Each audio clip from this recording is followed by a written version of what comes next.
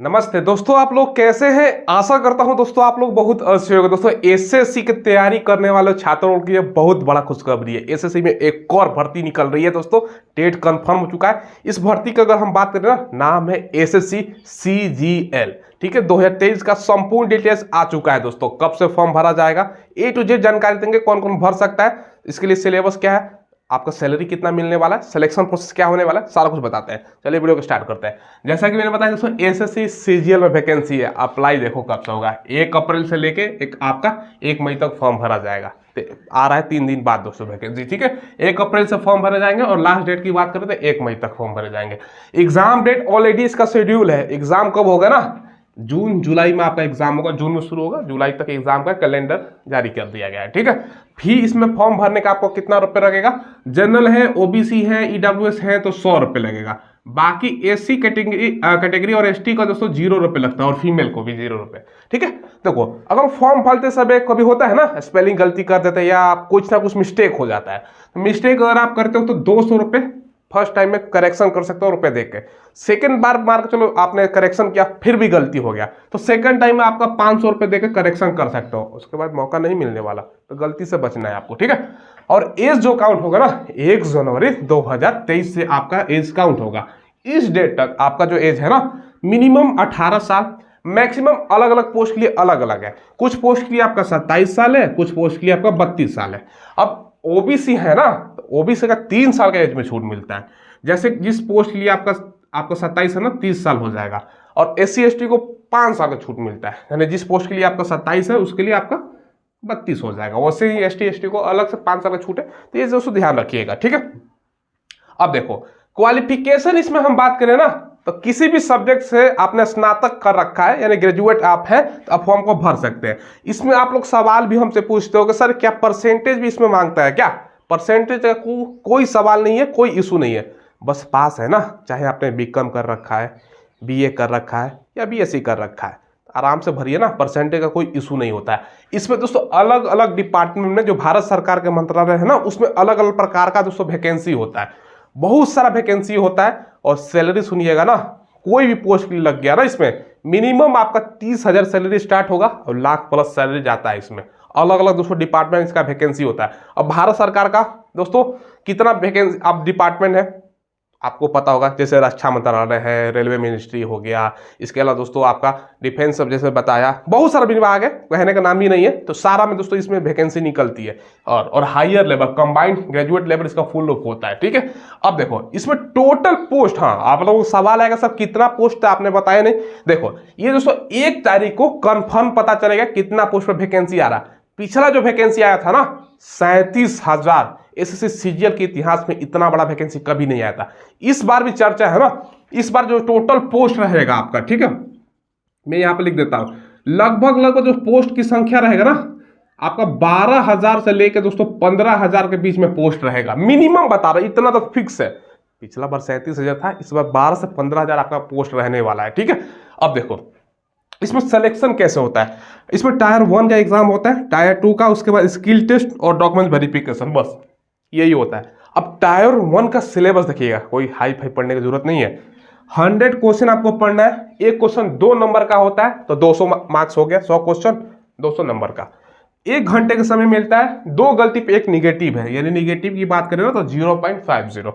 Reasoning से 25 question है, GK से 25 है, मैथ से 25 है और इंग्लिश से 25 है। ये दोस्तों टायर 1 का सिलेबस आपने देख लिया, नॉर्मल सिलेबस है, हर कोई आसानी से इसको क्रैक कर सकता है। देखिए दोस्तों सिलेबस तो आप लोगों ने देख लिया। टायर 1 की तैयारी करने के बारे में आप लोग अक्सर पूछते रहते हो ना, सर किस बुक से हम तैयारी करें, तो इसके लिए दोस्तों आपको चक्षु पब्लिकेशन का बुक ले लेना है। ठीक है, एसएससी सीजीएल टायर 1 के लिए ये जो भर्ती परीक्षा 2023 है ना, उसके अकॉर्डिंग जो न्यूनतम पैटर्न है उसके अकॉर्डिंग दोस्तों बुक होने वाला है। इस बुक में आपको 25 प्रैक्टिस सेट, 6 सॉल्व पेपर, साथ में 2500 से ज्यादा बहुपेक्षीय प्रश्न मिलेगा। तो ये वाला बुक आपको जरूर ले लेना है दोस्तों। वीडियो को डिस्क्रिप्शन में आपको लिंक मिलेगा, वहां से ऑनलाइन खरीद सकते हैं या नजदीक की दुकान से भी ले सकते हो।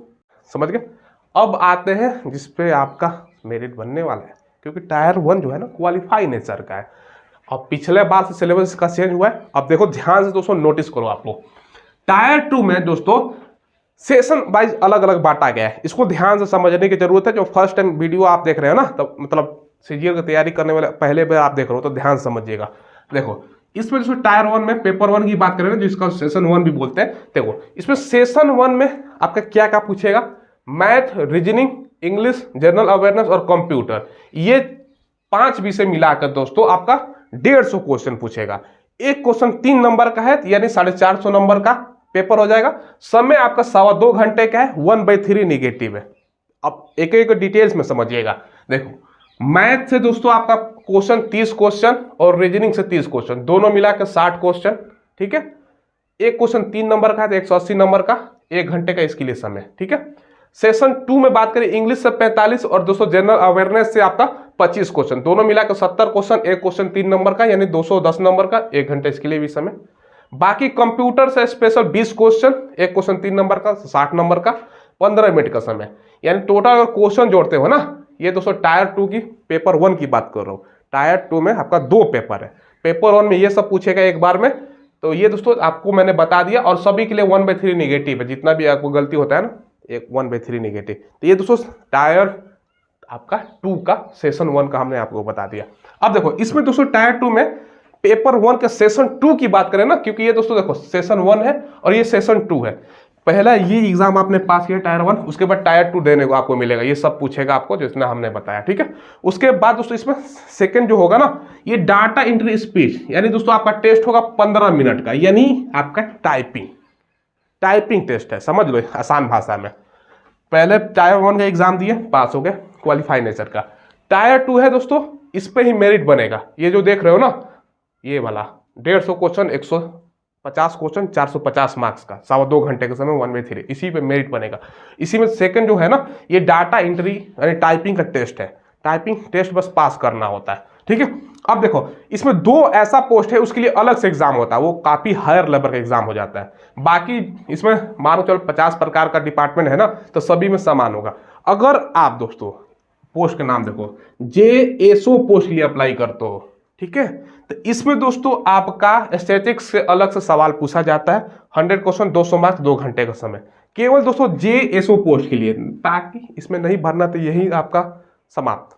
और देखो इसमें टायर आपका पेपर 3 भी होता है, उस कौन सा पोस्ट के लिए होगा, ये होगा दोस्तों यहाँ पे देखो AAO पोस्ट के लिए, केवल AAO पोस्ट के लिए अगर अप्लाई करोगे ना, ये GS फाइनेंस और इकोनॉमिक्स से संबंधित सवाल पूछा जाता है, 100 क्वेश्चन, 200 मार्क्स, 2 घंटे का समय। बात समझ गए। तो आप बोलिएगा सर इतना पेपर होगा, 1 2 3 4 5, नहीं, ध्यान से समझिएगा। ये एक पेपर हुआ, केवल आपको क्वालिफाई करना है। ये जो देख रहे हो ना, ये ही सभी बच्चों के लिए होने वाला, ठीक है, ये वाला, ठीक है, इसको दीजिए, फाइनल मेरिट इसी पे बनेगा। उसके बाद डाटा एंट्री टेस्ट जो टाइपिंग टेस्ट है, टाइपिंग टेस्ट देना है। और जो ये वाला आप देख रहे हो ना यहाँ पर, और ये वाला, ये दोस्तों एक पोस्ट के लिए है केवल। उसमें अब मान चलो इसमें 50 प्रकार का डिपार्टमेंट होता, उसमें से एक पोस्ट के लिए केवल ये होता है, JSO पोस्ट के लिए ये वाला आपका पूछेगा। अगर इस पोस्ट के लिए नहीं भरोगे तो यहाँ तक ही आपको देना है। अगर आप AAO पोस्ट के लिए भरोगे तो ये भी आपसे पूछेगा। अगर ये इस पोस्ट के लिए नहीं भरते हो तो यहाँ तक ही है। इस चीज़ को समझ गए, आसान भाषा में हमने समझा दिया। चलो यही दोस्तों आपको बताना था, अभी से तैयारी कीजिए। पेपर का ऑलरेडी सारा कुछ आ चुका है, सारा कुछ ऑफिशियल है दोस्तों, कैलेंडर को कोडिंग बता रहा हूँ ये दोस्तों है।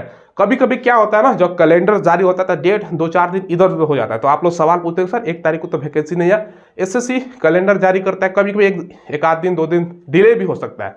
जैसे कि मैंने बताया 1 अप्रैल हो सकता है, 3-4 अप्रैल भी हो जाए, क्योंकि ये दोस्तों 1 तारीख को सैटरडे पड़ रहा है, तो हो सकता है सैटरडे संडे को छुट्टी के कारण ना है, मंडे को है। ये दोस्तों ध्यान रखिएगा, ये ही आपको बताना था, फुल इन्फॉर्मेशन हमने आपको दे दिया।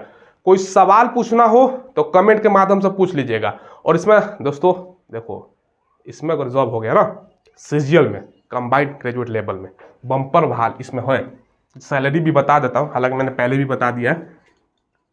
जो सैलरी आपको मिलेगा ना, अलाउंसेस वलाउंसेस सारा इंक्लूड करके मिनिमम, इसमें लेवल अलग अलग लेवल का अलग अलग सैलरी होता है, पोस्ट वाइज अलग अलग इसमें दोस्तों सैलरी होता है। मिनिमम सैलरी बता रहा हूँ, कोई भी पोस्ट के लिए आपका लग गया ना, मिनिमम सैलरी आपका जो मिलेगा ना 30,000 प्लस आपका सैलरी मिलेगा, मिनिमम सैलरी। मैक्सिमम की बात करें ना किसी किसी पोस्ट के लिए, जैसे ये सब पोस्ट है तो इसमें लाख प्लस जाएगा, ठीक है, लाख प्लस आपका सैलरी जाने वाला है। तो अच्छा 2-4 साल काम कर लीजिएगा ना, तो 50-60 के बीच में आराम से सैलरी मिलेगा, समझ लो। तब बवाल काटोगे और अच्छा खासा पोजीशन पर नौकरी लगता है दोस्तों, ये चीज़ ध्यान रखिएगा। एक्साइज इंस्पेक्टर हो गया, इनकम टैक्स का आपका इंस्पेक्टर हो गया, ये सब जो आपने पोस्ट सोचा होगा ना, एक तरह से आपका ड्रीम जॉब की तरह आपका रहने वाला है, ये चीज़ ध्यान रखिएगा। तो इसी के थ्रू जाता है। देखो एक होता है दोस्तों, आपने नाम सुना होगा यूपीएससी, ठीक है, भारत में सबसे बड़ा एग्जाम होता है यूपीएससी, गवर्नमेंट जॉब की बात करें तो यूपीएससी का। उसके बाद स्टेट पीसीएस का एग्जाम होता है, जैसे बिहार का तो बीपीएससी, ठीक है। उसी तरह दोस्तों एसएससी का सबसे बड़ा एग्जाम अगर हम बात करें तो सीजीएल होता है। सीजीएल क्योंकि ये दोस्तों आपका ग्रेजुएट स्तर पे है, ग्रेजुएशन लेवल पे है। इसके बाद दोस्तों आपका होता है देखिए सीएचएसएल का, ये दोस्तों 12वीं लेवल का होता है। बाकी 10वां अगर बात करें 10th लेवल पर तो एमटीएस वगैरह का पोस्ट होता है, एसएसजीडी वगैरह का होता है। तो सबसे बड़ा पोस्ट है। और जैसे मैंने बताया ना, एक्साइज इंस्पेक्टर है, इनकम टैक्स इंस्पेक्टर है, ठीक है। इसके अलावा दोस्तों अगर बात करें नारकोटिक विभाग में वैकेंसी लगता है, उसमें आपका इंस्पेक्टर का लगेगा। तो बताने की जरूरत है नहीं, अच्छा खासा पोस्ट है, समझ लो इसी से। तो यही आपको इन्फॉर्मेशन देना था। चलो दोस्तों, वीडियो पसंद आए तो चैनल को जरूर सब्सक्राइब करके बेल आइकन दबाइएगा। और कोई सवाल हो, कोई डाउट हो तो कमेंट के माध्यम से पूछ लीजिएगा। ऑल इंडिया जॉब होता है, ये भी ध्यान रखिएगा, ठीक है। धन्यवाद।